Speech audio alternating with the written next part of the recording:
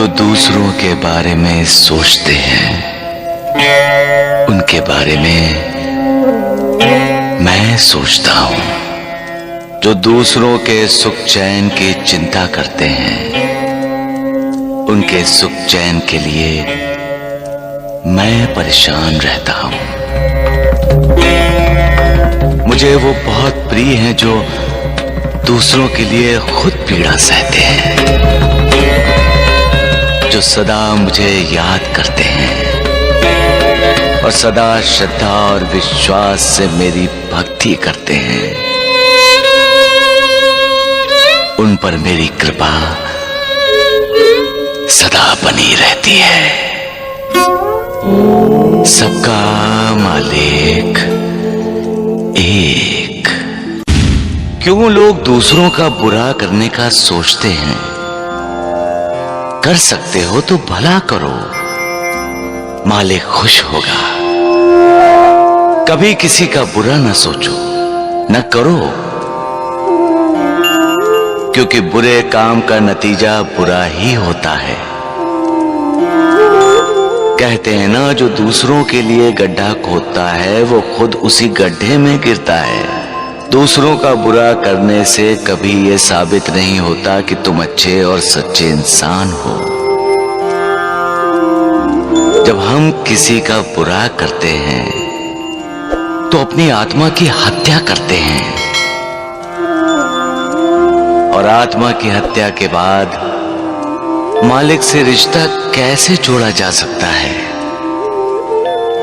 क्योंकि हमारा बुरा कर्म देखकर मालिक को दुख होता है। जो मालिक हमें सुख देता है, क्या हम उस मालिक को दुखी करेंगे? सबका मालिक एक। इस बात से इनकार नहीं किया जा सकता कि जहां सत्य है वहां सुख, चैन, शांति है। जो सत्य छिपाता है वो अपने मन की शांति खो बैठता है। जो सत्य से दूर भागते हैं वो कामयाबी से दूर भागते हैं। जो सत्य को स्वीकार नहीं करता उसे जिंदगी में नाकामयाबी का सामना करना पड़ता है। इसलिए सदा सत्य की राह पर चलो, सत्य का साथ दो और सत्य ही बोलो।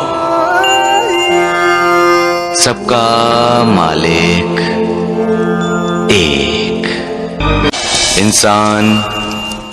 इंसान के लिए दरवाजा बंद कर सकता है, लेकिन मालिक का दरवाजा कभी किसी के लिए बंद नहीं होता।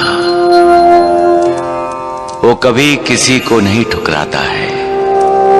वो दयालु है। लेकिन इंसान बुरे कर्म करता है तो उसे भी दुख होता है, और वो बुरे कर्म करने वालों को उसके कर्मों का बुरा ही फल देता है। लेकिन इंसान को पछतावा हो जाए तो वो उसे माफ भी कर देता है।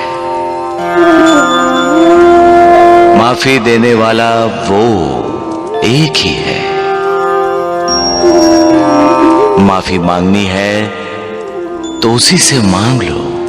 किसी के दरवाजे पर दस्तक देनी है तो उसी के दरवाजे